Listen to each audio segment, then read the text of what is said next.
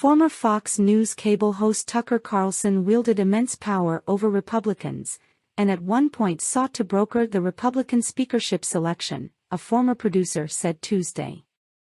Abby Grossberg, a former senior booker for Tucker Carlson Tonight, who is suing Fox News on allegations she was pressured to lie to in a deposition in the Dominion lawsuit, described Carlson's power over Republicans during an appearance on CNN's Anderson Cooper 360.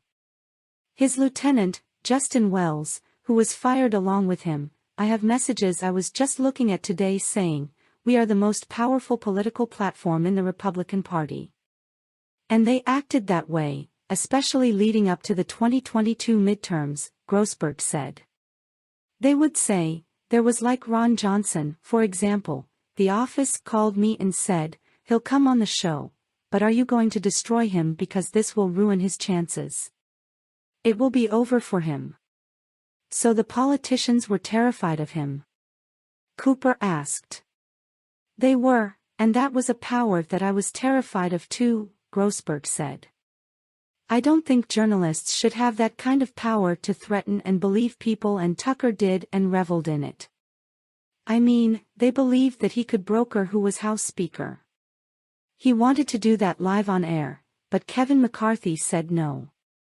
Cooper seemed startled. "What do you mean, you wanted to do that live on?" he said. His plan was to have Kevin McCarthy come on the show, according to Justin Wells, to reveal this grand plan to us.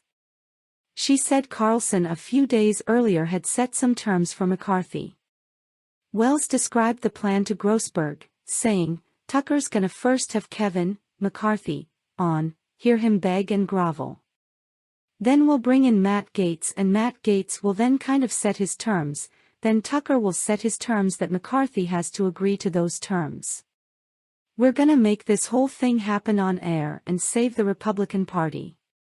Fortunately for McCarthy's sake, he said no, but he did call Tucker the next day from his office with Representative Thomas Massie and had agreed to some of Tucker's terms according to a text that Tucker had sent me, and he said that was a win.